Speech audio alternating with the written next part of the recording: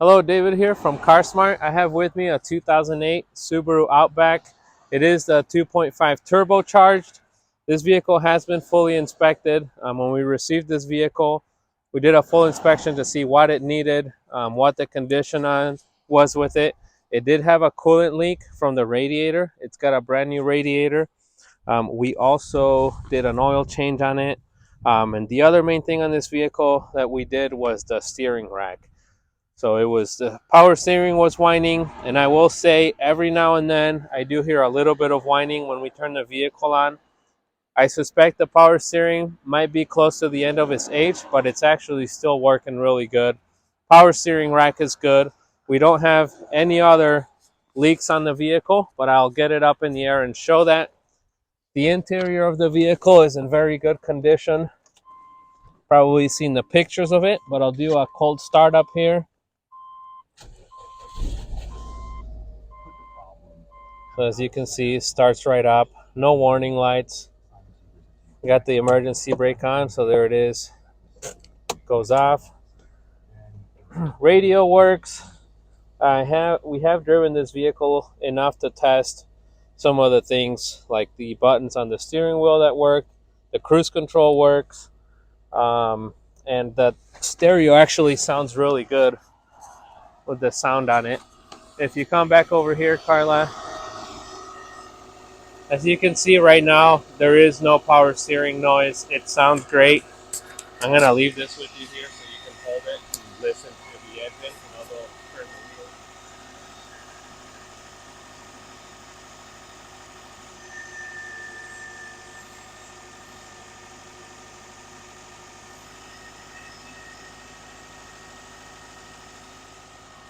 Okay, so there it is. I turned the wheels both ways and it actually didn't even make any noise. We'll take it for a spin, Carla. And all right, so right here, if you can tell, Carla, our heated seats are on. They're working good. So we'll take this 5-speed bad boy. Also, if you look at my feet, you can see fairly quickly as I lift my foot, it's grabbing the clutch, which is usually a telltale sign that the clutch still has quite a bit of life left. It's grabbing pretty quick. A little rusty on my shifting skills, but getting up to speed fairly quickly.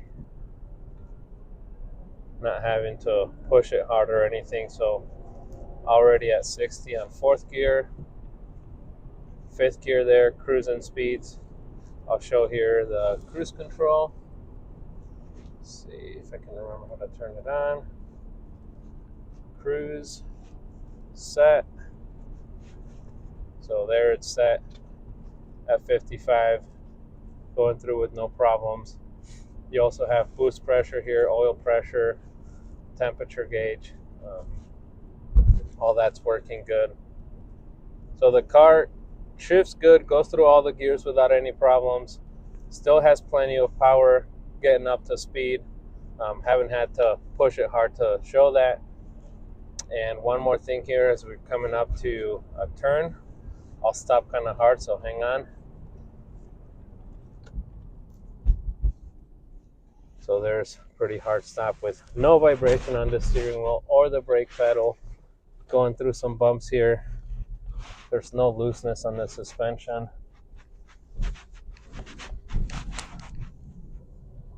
Feels nice and tight.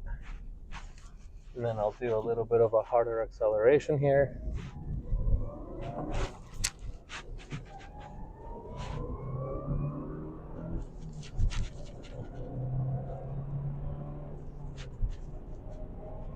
Got up to 60 pretty quick, 70. So responsive, going through all the gears. I'm a little bit rusty on my shifting, but it's still performing as it should.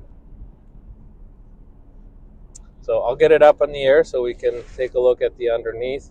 But as far as the test drive goes, vehicle drives straight. We did do an alignment because we replaced the steering rack on it. There's no vibration. There's no wheel bearing noises. So definitely a good driving vehicle. I will say this right here, we put it on because when we detailed it, this plastic was kind of sticky, but we didn't glue it down. So whoever purchases the vehicle, if they want it, it can be glued down, or they can take it off and leave it the way it is. But the plastic was not broken, it was just a bit sticky. Okay, so moving to the underneath of the vehicle here. So you can kind of see there, that's a new steering rack. If you take a look here, you can see that there is no leaks coming from the engine. It's really nice and dry. Both heads, since this is a boxer engine, got a cylinder head on each side. The head gaskets are dry. We just did an oil change on it. There's your filter there.